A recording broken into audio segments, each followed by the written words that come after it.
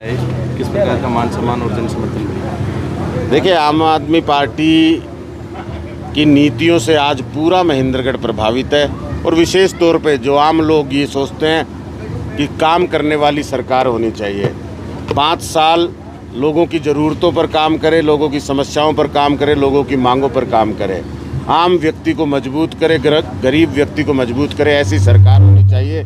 तो हर गांव में जहां भी हम जा रहे हैं, आम लोग पूरी सभाओं में अपनी भागीदारी अदा कर रहे हैं, पूरा आशीर्वाद दे रहे हैं और ये संकल्प ले रहे हैं कि इस बार जो ना काम करने की राजनीति है, भ्रष्टाचार की राजनीति है, परिवारवाद की राजनीति है, उसको ख़त्म करके और ईमानदार राजनीति का आगाज़ करेंगे। महेंद्रगढ़ में बदलाव करेंगे। महेंद्रगढ़ के अंदर ही अगर हम बात करें तो राष्ट्रीय जो पार्टी है, उन पार्टियों ने टिकट घोषित करने में काफ़ी कुछ समय लिया, क्या कहेंगे इस विषय में? देखिए, विशेष रूप से अगर कांग्रेस की बात करता हूँ मैं, तो कांग्रेस के पास एक बहुत बड़ी सूची दावेदारों की रही है। उन्होंने अपने दावेदारों से 20-20 हज़ार रुपये की रकम जो है वो भी शुल्क के रूप में ली और 20 हज़ार की रकम लेने के बाद हज़ारों की संख्या में जो दावेदार थे, जो महत्वाकांक्षा रखते थे कि इस देश के लोकतंत्र में हिस्सा लेंगे, लोकतांत्रिक प्रक्रिया में हिस्सा लेंगे, उनको चुनाव प्रक्रिया के आखिरी दिन तक इस झांसे में रखा गया, इस उम्मीद में रखा गया कि आपको प्रत्याशी बनाया जा सकता है। और अंत में जब एक दिन नामांकन का बचता है, तब उसको कहा जाता है कि आपको चुनाव प्रत्याशी नहीं बनाया गया। उस परिस्थिति में मैं समझता हूं कि उसका चुनाव लड़ने का अधिकार, उसका अपनी उम्मीदवारी रखने का अधिकार कांग्रेस पार्टी ने ख़त्म किया। हर एक व्यक्ति के साथ जिन्होंने दावेदारी की, भरोसा किया, उनके साथ धोखा किया। भारतीय जनता पार्टी जो 10 साल हरियाणा के अंदर शासन करने के बाद आज खिलाफत से जूझ रही है, हर एक व्यक्ति के मन में रोष है। उसने अपने प्रत्याशियों के साथ जिस तरह व्यवहार किया वो अलग देखने को है।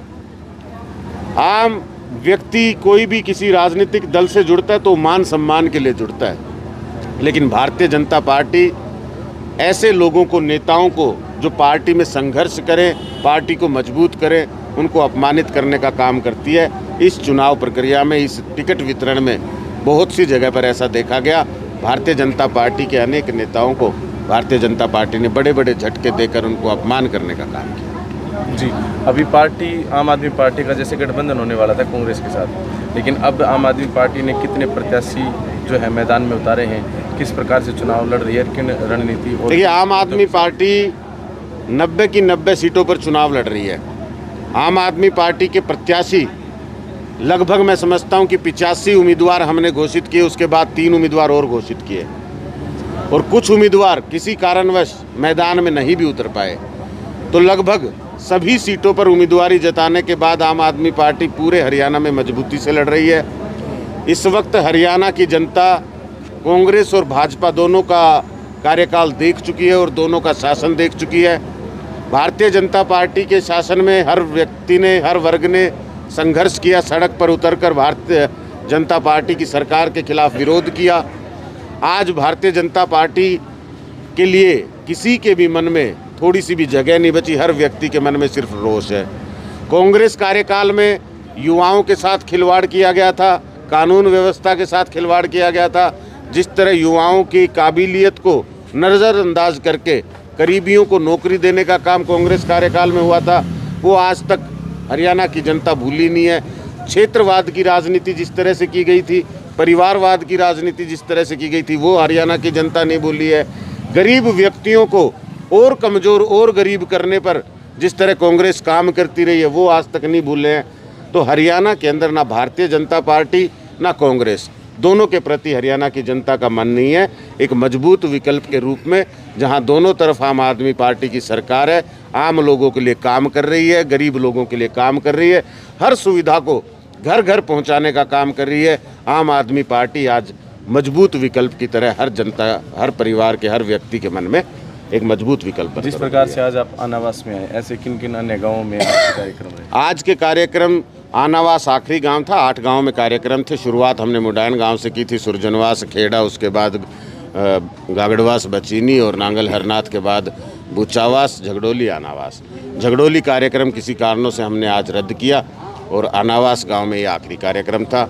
इसी प्रकार से आगे हम लोग सारे गाँव में जाकर आम जनता से मिलेंगे, आम लोगों को जागरूक करेंगे और इस चुनाव में मजबूती से आम आदमी पार्टी की सरकार बनाने के लिए लड़ेंगे। जी, बहुत बहुत धन्यवाद। मनीष जी, जैसे आप लगातार 45 साल का जिक्र करते हैं, तो 45 साल में एक नेता तो हट गया लाइन से और एक नेता बचा है, तो उस नेता पर भी काफ़ी आरोप बताए जा रहे हैं, घोटाले के आरोप हैं, कई ऐसे कोई फ्रॉड के केस हैं, तो कैसे देखते हैं इस चीज़ को कि क्या वो पूर्ण रूप से यहाँ पे जनता के सामने आ पाएंगे इस चीज़ को लेकर? देखिए, मैं समझता हूँ कि जिस तरह के आरोपों की आप बात कर रहे हैं वो हर एक व्यक्ति आज जानता है, मीडिया के माध्यम से सबको उसकी सूचना है।